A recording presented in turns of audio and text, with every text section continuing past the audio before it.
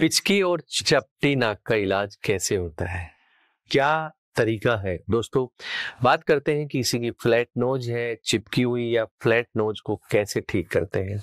दोस्तों ये जो सर्जरी होती है इसका नाम है ऑगमेंटेशन राइनोप्लास्टी। ऑगमेंटेशन राइनोप्लास्टी को जो फ्लैट नोज है उसको करेक्ट किया जाता है। अब दोस्तों इसमें बहुत सारी चीजें होती हैं कि जो हमारा नाक का जो डोरसम है, जो हमारा रेडिक्स है, ये कितना फ्लैट है। सबसे पहले तो सर्जन इसका ये डिसाइड करता है, क्योंकि हमें ये उसके लिए डिसाइड करना होता है कि हमें उसके लिए क्या मैटर चाहिए। इसमें जब सर्जरी करते हैं तो दोस्तों सबसे पहले नोज को यहाँ ओपन किया जाता है। ओपन करके जगह बनाई जाती है कि वो ग्राफ्ट कहाँ लगाना है। अब ग्राफ्ट हमें कितनी मात्रा में चाहिए, बहुत सारे लोगों का टोटली फ्लैट नोज होता है, बहुत सारा ग्राफ्ट चाहिए होता है। तो कॉमनेस्ट जो यूज में लिया जाता है दोस्तों, रिब कार्टिलेज। रिब मतलब एक जो हमारी रिब का एक पार्शियल पार्ट है, वो हमें हार्वेस्ट करके उसको राइनो स्कल्पचर यानी उसको शेप दी जाती है। और उसको शेप देके एक आपके एस्थेटिक सेंस से सर्जन डिसाइड करता है कि कितना हाइट नाक का लेना है, और वो नीचे लगा के इसको फिक्स कर दिया जाता है। बहुत बार दोस्तों हमारा नाक बहुत ज्यादा फ्लैट नहीं होता, तो हमें कान की जो कार्टिलेज है उससे भी क्या है नाक को बनाया जाता है। दोस्तों बहुत बार क्या है कि माइनर सा डिप्रेशन होता है, तो उसके लिए जो है नाक के बीच का जो सेप्टम कार्टिलेज है उससे भी क्या है उसको ठीक किया जाता है। तो ये डिफरेंट ग्राफ्ट मटेरियल हार्वेस्ट किए जाते हैं। सारा जो है करने के बाद में दोस्तों नोज के ऊपर एक प्लास्टर लगाया जाता है।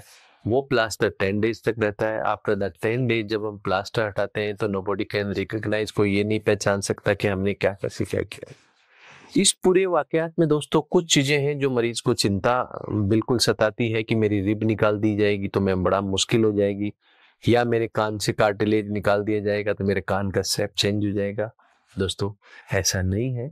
हम जो रिब लेते हैं तो रिब में क्या है, नीचे का कुछ पार्शियल पार्ट छोड़ दिया जाता है, ऊपर का पार्ट लिया जाता है, जिससे आपने चेस्ट की कॉन्टूर भी चेंज नहीं होती और उससे आपको दिक्कत नहीं होती। आप आर्मी में, एयरफोर्स में, physical activity whatever you want to do, everything you can do, कोई दिक्कत नहीं होती है। दूसरा, कान के अंदर अगर लेते हैं तो कान में दोस्तों पीछे से पोस्टोरल एक इंसिजन लगाया जाता है, जो भी बाद में आपको ये आइडेंटिफाई नहीं होता कि हमने कहाँ से क्या किया हुआ है। उसके अंदर एक ईयर के ऊपर एक मोलेस्टर ड्रेसिंग जरूर लगाई जाती है, वो 7 दिन रहती है। तो ये चीजें जो हमारे दिमाग में सताती रहती हैं वो हमें टेंशन निकाल देना चाहिए। बट पिचका हुआ है, चिपका हुआ है या फ्लैट जो नोज है, उसका ऑगमेंटेशन राइनोप्लास्टी से काफी हद तक एक गुड एस्थेटिक जो है एलिगेंट नोज बनाया जा सकता है। उसमें उसके साथ के अंदर रेडी हमारा जो ये जो नोज का जो है ब्रिज है, उसके साथ में हमारा टिप जो है इसको भी लिफ्ट अप किया जाता है उसी कार्टिलेज के पतले पतले स्लाइस बना के। एंड ये जो हमारा सपोर्ट बनाया जाता है एंड टिप का क्या है प्रोजेक्शन बनाया जाता है, उसी रेशियो में, जिसी रेशियो में पीछे के पार्ट को हम अपलिफ्ट करते हैं।